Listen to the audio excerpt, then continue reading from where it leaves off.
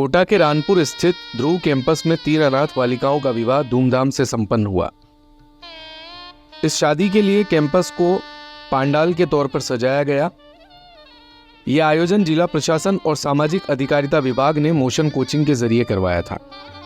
Motion coaching के CEO Nitin विजय ने अपने पिता और कंपनी के चेयरमैन सुरेंद्र विजय और मां सुशीला विजय की शादी की 50वीं सालगिरह के अवसर पर 3 अनाथ कन्याओं का कन्यादान करने के लिए सहमति दी थी। इसके बाद धूमधाम से तीनों लड़कियों की शादी की गई। शादी में करीब 2000 मेहमानों को भी बुलाया गया। नितिन विजय और उनकी पत्नी स्वाति ने तीनों बेटियों का कन्यादान किया।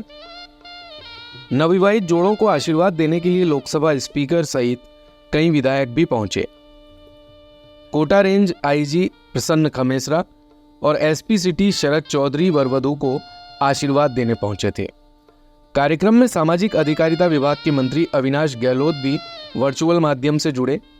उन्होंने कहा कि मैं कार्यक्रम में भाग लेने आता, लेकिन मंत्रिमंडल और भाजपा विधायक दल की बैठक होने के चलते नहीं पहुंच सका।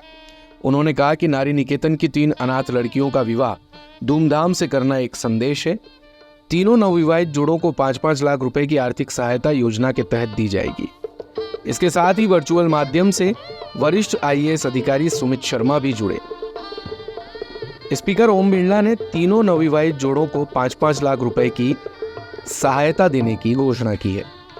सामाजिक न्याय एवं अधिकारिता विभाग की डिप्टी डायरेक्टर ओम प्रकाश तोष्णीवाल का कहना है कि इतनी धूमधाम से तीनों अनाथ लड़कियों की शादी की गई है।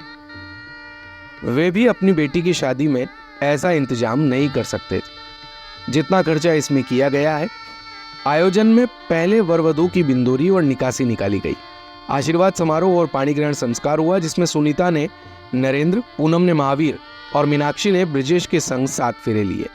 ये तीनों अनाथ बालिकाएं थी, जिनमें 2 मूक बकीर भी हैं। शादी में किन्नरों का ग्रुप भी पूरे लवाजमे के साथ पहुंचा और सोने की अंगूठियां दुल्हनों को बतौर नेक दी गई। दूल्हे नरेंद्र का कहना है कि उनका घर ही उनकी पत्नी सुनीता का घर होगा।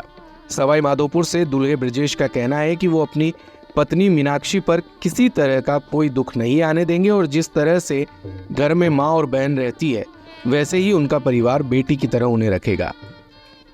उन्होंने कहा कि जिस तरह का आयोजन उनकी शादी और बारात के लिए किया गया है, वैसा उन्होंने जीवन में कभी नहीं सोचा था। स्पेशल डेस्क से राजस्थान कवरेज की रिपोर्ट।